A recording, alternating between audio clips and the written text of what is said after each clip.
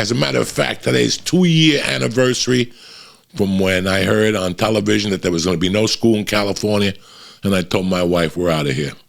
Today's the 2-year fucking anniversary of us going, fuck California.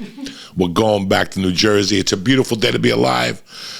I got a couple emails about this week's podcast already. People are pissed off at me that I told you that Brian Piccolo died in the fucking movie. I mean, listen, I'm the type of guy, if a movie's out 5 years, and if you're a real motherfucker, you've already seen the fuck. After 5 years, I'm talking about the fucking movie. There's no spoiler alerts. But my nephew called me up this morning. He's like, hey, motherfucker, why'd you tell me that fucking James Caan died in the movie? I wanted to watch it. I don't know.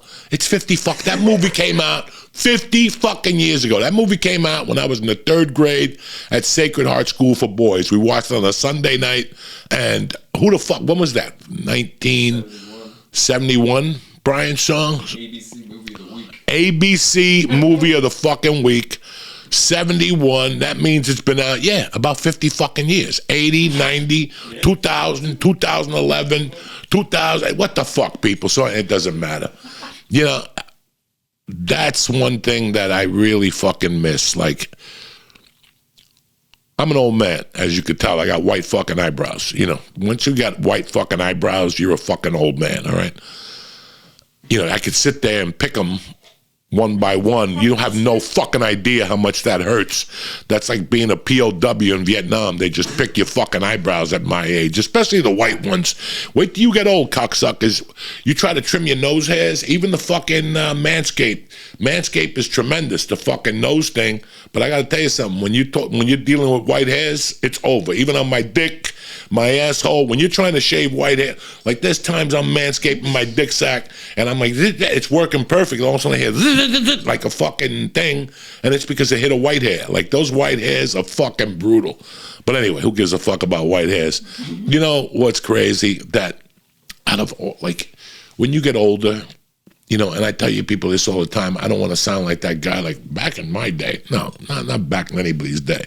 Because this was back, I still remember this 15 years ago.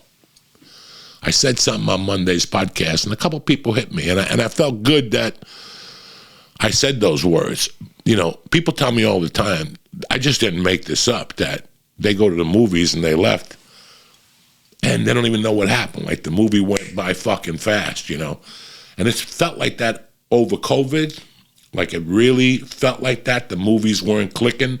Like the Sons of the Many Saints of Newark, they just didn't click for you. You went to the movies, you saw a movie, you left. Yes, it bothers the fuck out of me, because out of all my fucking things I talk about, drugs, cocaine, you know, eating ass, all these fucking stupid things you do as a man, I think the most rewarding, the favorite thing in my life, and I'm going to tell you how much I loved it. I think out of all the things I did, my escape, because I wanted to think about this before I brought this podcast up to you guys. You know, guys, we all have an escape. We don't realize it while you're doing it. But years later, you'll realize it. For some people, it's doing drugs, like myself. You know, I'm a fucking dummy. For some people, it's just strumming the chords on a guitar. You know, they go in a room and put music on and just strum the chords on a guitar. They don't want to join a band. They don't want to do any of that shit.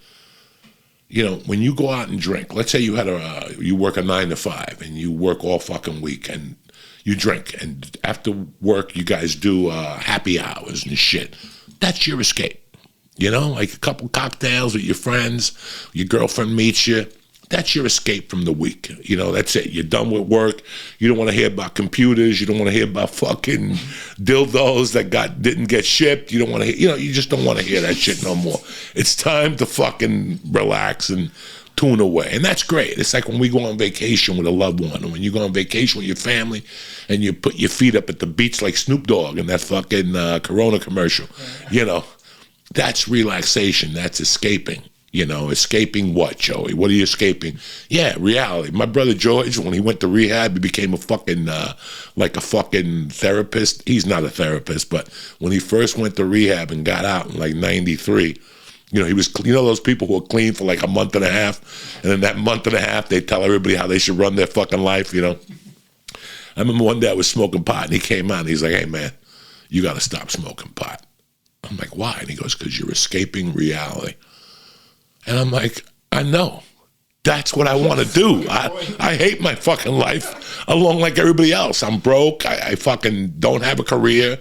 You know, this is when you escape yourself. But way before that, like way before that escape happened, my escape was the fucking movie theaters. And I started that escape when I was like 5. When I was like 5, my godfather took me to a couple of those kids' movies, and he's like, dog, I can't do these no more. I can't do another Love Bug or another fucking The World's Strongest Man with Jan Michael Vincent. I can't do these no more. If you go to movies with me, you have to do adult movies. And I was like, okay, if that's what it takes, you know. And so by the time I was 5, 6, I was already watching like James Bond movies, all that. The Valachi Papers, I saw that. That's the first movie I saw in Times Square, the fucking Valachi Papers with Charles Bronson when he played a rat. 72? Yeah, I wasn't too happy with that shit.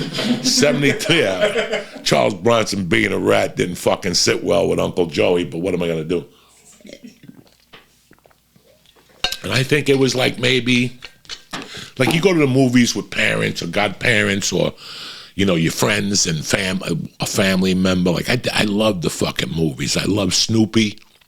I loved all that shit.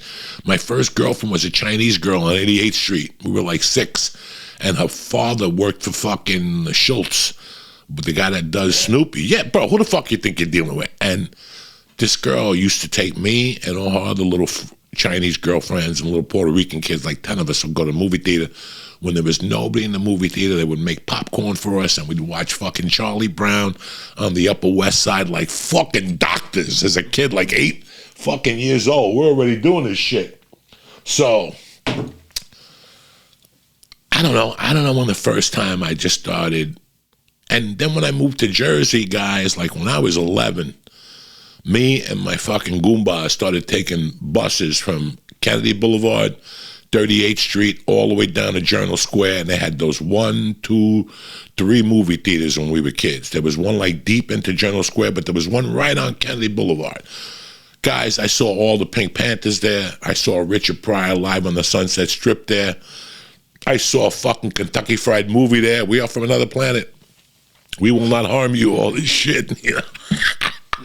That's a great scene in the movie. If you've never seen the Kentucky Fried Movie, the Kentucky Fried Movie and there was another one, Groove Tube. Those two were the first movies that got me fucking going about comedy.